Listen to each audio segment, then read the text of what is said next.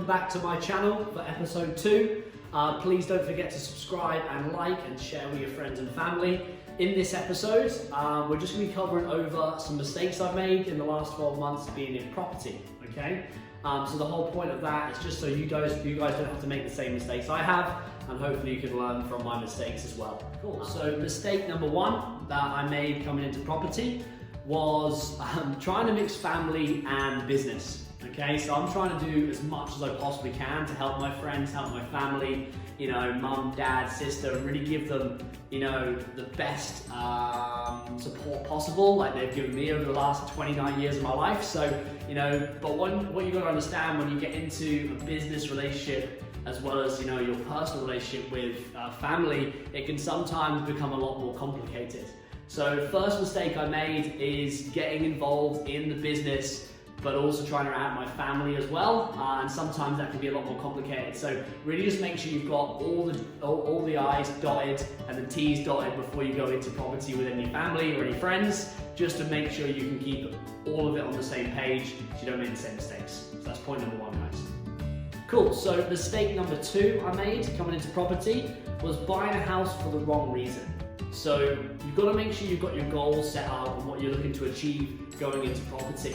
So this mistake I made is I bought a house, expected to move into it, live in it the next 5, 10, 15, 20 years. And once I moved into that property, my goals really changed, and where I wanted to be, and the portfolio I wanted to grow really started to grow a lot faster than I expected. So I sort of outgrew the house. So I bought this beautiful house. You know, my plan was to move into it, be happy, you know, and live there for another 5, 10, 15 years. But as soon as I bought it, 2 months later, I was really itching for the next thing.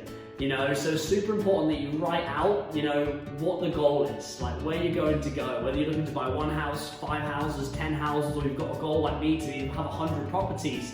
You know, you need to make sure you know where you're going, because if not, you'll end in the same situation I was, where you end up in a house, 2 months later, decide you don't want to be there, and then you have to end up going back to the mortgage company, getting consent to let, or moving over to a buy-to-let mortgage once that mortgage ends, you know, so make sure you know what the goal is. So point number 2, make sure you have the goals in place before you buy a property. Cool, so mistake number 3 I made in property was putting my trust in the wrong people.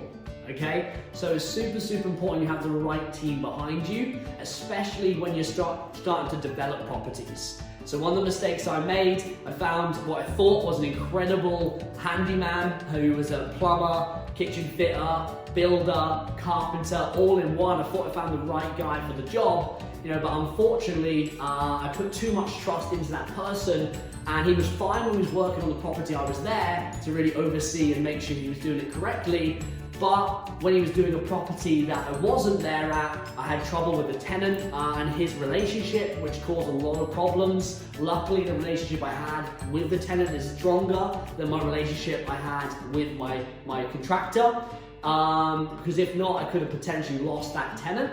But also, you know, he was telling me one thing, you know, my tenant was telling me another thing, and it's hard to know really who to trust. So it's super important, guys, that you do not put all of your trust in the wrong people. If you do that, you can end up losing out on some of the hard-earned money you've put into it, but also annoying or losing, you know, income in the future because your tenants move out, or the project that you have done, you know, doesn't get to the standard you want it to be at. So mistake number 3 was I put too much trust in that individual, and now that individual let me down, I'm now sort of chasing my tail, trying to find the next individual, the next group of people to really make sure I can get that job finished properly. So mistake number 4 that I made was trying to move too fast on a project.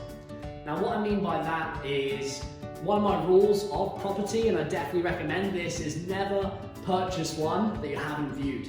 So I was really eager to get this property again to help family, help friends, really move as fast as I possibly can, but I didn't clear enough time to go and view the property. And because I didn't have enough time to view the property, it caused me issues later down the line, which caused me headaches and caused me more work, which obviously then affected, the financial profits that I was going to make on that property moving forward.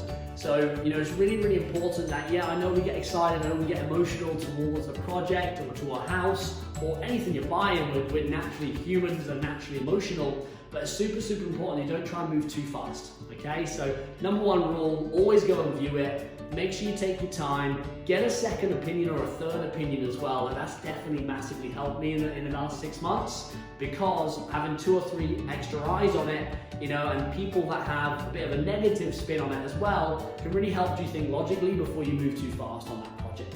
So number 4, make sure you don't try and move too fast on a project. So mistake number 5, okay? So in property or in everything that I do in my life, I'm not sure about any of you guys watching, is I really believe in going with your gut, okay? So if something doesn't feel right, or if there's a few signs showing you that maybe you shouldn't move forward, make sure you don't, okay? Because a mistake you can make, a mistake I've made, is my gut has always told me, I can really feel it, if that makes sense, but I still went ahead with a project that I probably should have done if I'd have thought more about it and listened to my gut. And because of doing that, I then upset people or let people down or didn't move as fast as I could have done on that project because I didn't have my heart and soul in it. So super, super important that you go with your gut, don't go against your gut.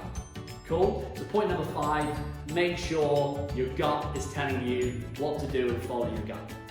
Cool. So that's the mistakes I've made, guys. Hopefully this can help you guys and girls watching. Don't forget, hit that like button, hit that subscribe button, and share it with your friends and family, and hopefully this helps. Have a great day.